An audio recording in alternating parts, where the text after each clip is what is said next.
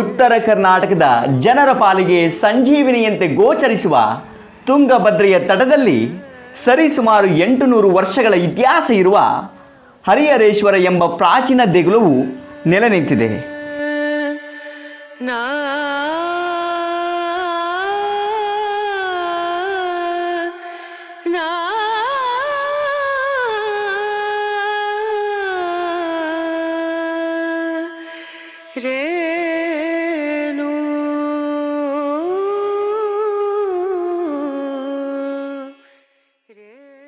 ಪ್ರಿಯ ಸ್ನೇಹಿತರೆ, ನಮ್ಮನೆಲ್ಲ ನಮ್ಮ ಹೆಮ್ಮೆ ಯೂಟ್ಯೂಬ್ ವಾಹಿನಿಗೆ ಸ್ವಾಗತ ಸುಸ್ವಾಗತ.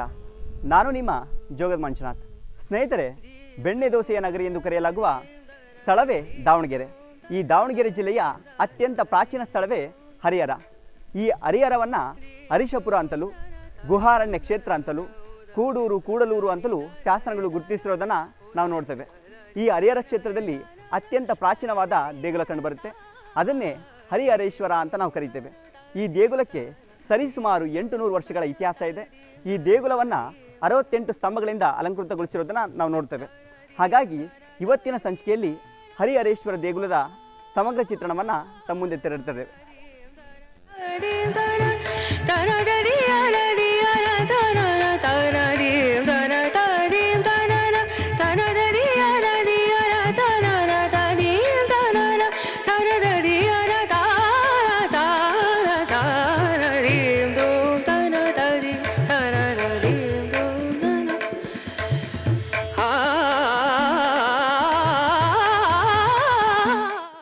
ಉಚ್ಚಂಗಿಯ ಪಾಂಡ್ಯರು ಮತ್ತು ವಿಜಯನಗರದ ಅರಸರು ನೀಡಿದ ದಾನ ದತ್ತಿಗಳ ಬಗ್ಗೆ ಇಲ್ಲಿನ ಶಾಸನಗಳು ಕೂಗಿ ಕೂಗಿ ಹೇಳುತ್ತವೆ.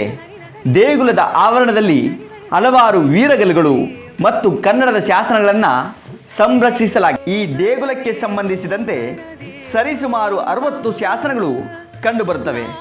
ಆದರೆ ಯಾವುದೇ ಶಾಸನವು ಮೂಲ ದೇಗುಲದ ನಿರ್ಮಾಣದ ಬಗ್ಗೆ ಬೆಳಕು ಚೆಲ್ಲುವ ಕೆಲಸವನ್ನು ಮಾಡುವುದೇ ಇಲ್ಲ.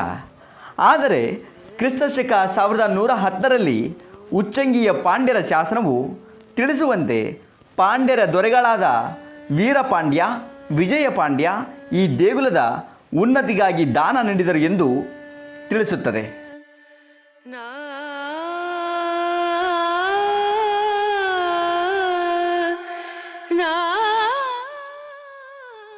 ಈ ದೇಗುಲದ ನವರಂಗವು 3 ಪ್ರವೇಶ ದ್ವಾರವನ್ನು ಒಳಗೊಂಡಿದ್ದು, ಮಹಾಸಭಾ ಮಂಟಪದಲ್ಲಿ ಬಳಪದ ಕಲ್ಲಿನ 68 ಸ್ತಂಭಗಳನ್ನು ತಿರುಗಡೆ ಯಂತ್ರದಿಂದ ನಯಗೊಳಿಸಿ ಅಲಂಕರಿಸಲಾಗಿದೆ. ಅದೇ ರೀತಿ ದೇಗುಲವು ವಿಶಾಲವಾದ ತಳವಿನ್ಯಾಸವನ್ನು, ನವರಂಗ ಚೌಕಾಕಾರದ ಗರ್ಭಗೃಹವನ್ನು ಹೊಂದಿದೆ. ಪ್ರವೇಶ ದ್ವಾರದ ಬಲಬದಿಯಲ್ಲಿ 2 ಶೈವ ದ್ವಾರಪಾಲಕರು, ಎಡಬದಿಯಲ್ಲಿ 2 ವೈಷ್ಣವ ದ್ವಾರಪಾಲಕರನ್ನು ಕೆತ್ತಲಾಗಿದೆ. ಲಾಲಾಟಿಕೆಯಲ್ಲಿ ಗಜಲಕ್ಷ್ಮಿಯ ಉಬ್ಬು ಶಿಲ್ಪವನ್ನು ರೂಪಿಸಲಾಗಿದೆ.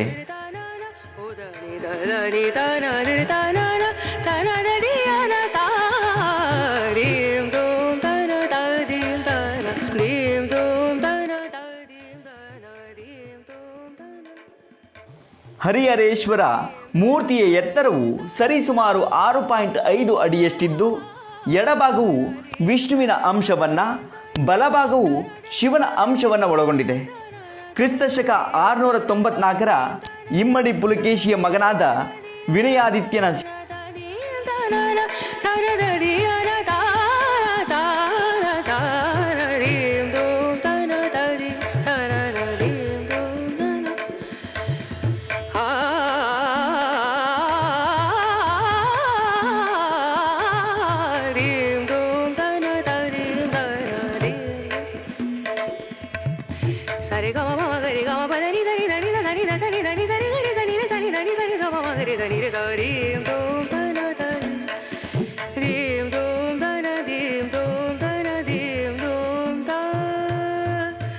ಹೊಯ್ಸಳರ ದೊರೆ 2ನೇ ನರಸಿಂಹ ಮತ್ತು ಬಲ್ಲಾಳನ ಕಾಲದಲ್ಲಿ ಈ ಭಾಗದ ದಂಡನಾಯಕನಾದ ಪೋಲ್ವಳ ದಂಡನಾಯಕನು ಈ ಹಿಂದೆ ಕ್ರಿಸ್ತಶಕ 1124ರಲ್ಲಿ ಪೇರ್ಮಡಿಯು ನಿರ್ಮಿಸಿದ ಈ ದೇಗುಲವನ್ನು ಸಂಪೂರ್ಣವಾಗಿ ಪುನರ್ನಿರ್ಮಿಸಿದನೆಂದು ತಿಳಿದುಬರುತ್ತದೆ.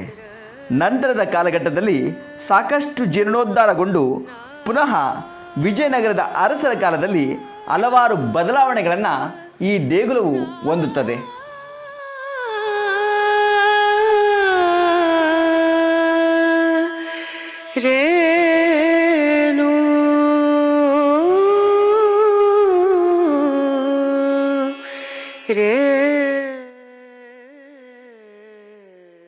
ದಾವಣಗೆರೆಯ 24ನೇ ಶಾಸನವು ಪೋಲ್ವಳ ದಂಡನಾಯಕನ ಕುರಿತಾದ ಸಮಗ್ರ ಮಾಹಿತಿಯನ್ನು ನೀಡುತ್ತದೆ.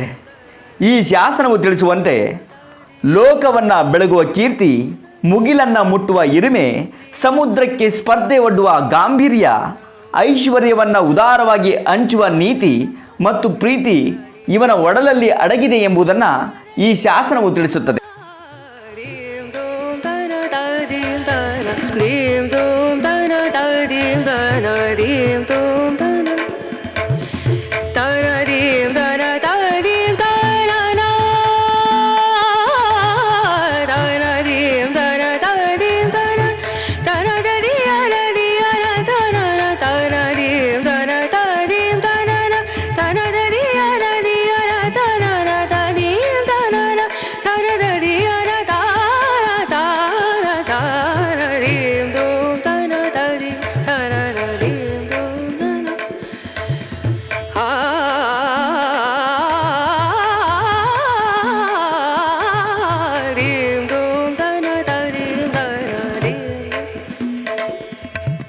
Sare ga ma ga re ga ma pa da ni sa ni da ni da ni da sa ni da ni sa ni ga re sa ni re sa ni da ni sa ni da ma ga re sa ni re sa ri dum